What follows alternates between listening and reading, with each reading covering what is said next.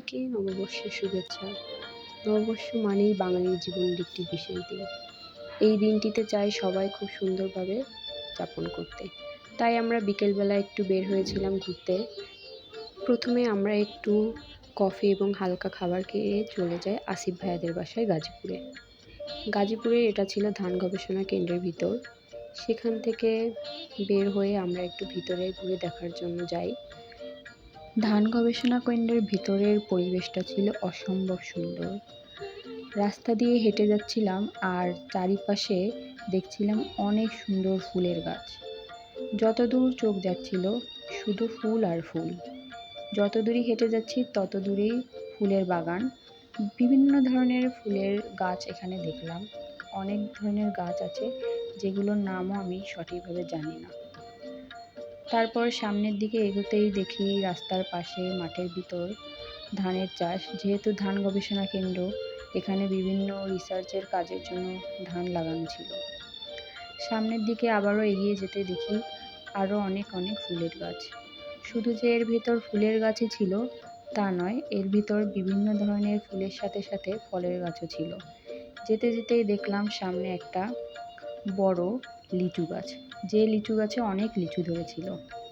সামনের দিকে এগিয়ে যাচ্ছিলাম আর ফুল দেখছিলাম। তো এর ভিতরেই একটা রেস্টুরেন্ট ছিল, সেখানে হালকা খাবার খেলাম বিকালে।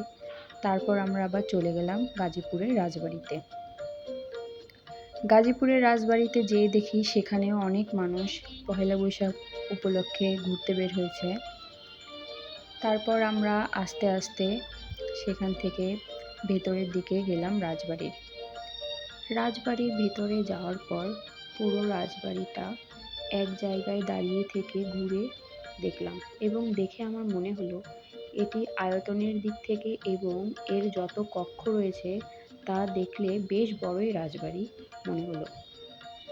রাজবাড়ি থেকে পশ্চিম পাশে গেলে একটি দিঘি দেখা যায়, যেটি রাজবাড়ির দিঘি নামে পরিচিত। দিঘিটিও ছিল বিশাল বড়। দিঘি থেকে সামনের দিক এগিয়ে ছিল একটি মন্দির, সেখানেও অনেক লোকজন ছিল এবং আমরাও গেলাম এবং ঠাকুরের দর্শন করলাম। রাজবাড়ি থেকে বের হয়ে আমরা চলে গেলাম একটা রেস্টুরেন্টে এবং সেখানে যেও দেখি অনেক লোক, কোথাও কোনো ফাঁকা সিট নেই। তারপরও একটা সিট ম্যানেজ করে আমরা সেখানে বসলাম খাবার অর্ডার করে। কিছু সময় আড্ডা দিতে দিতেই আমাদের খাবার চলে আসলো। তারপর সেটা খেয়ে আমরা চলে গেলাম রাজবাড়ির মাঠে। সেখানে মেলা হচ্ছিল। ভিড় থাকার কারণে বিকালে সেখানে যাওয়া হয়নি। বাসায় ফেরার পথে মেলাটা দেখে গেলাম। এটা ছিল আমাদের পহেলা বৈশাখের দিন। সবাইকে আবারও নতুন বছরের শুভেচ্ছা এবং শুভকামনা। বছরটি যেন সবার খুব ভালো কাটে এবং আপনারাও আমাদের আশীর্বাদ করবেন যেন আমাদেরও খুব সুন্দর যায় বছরটি।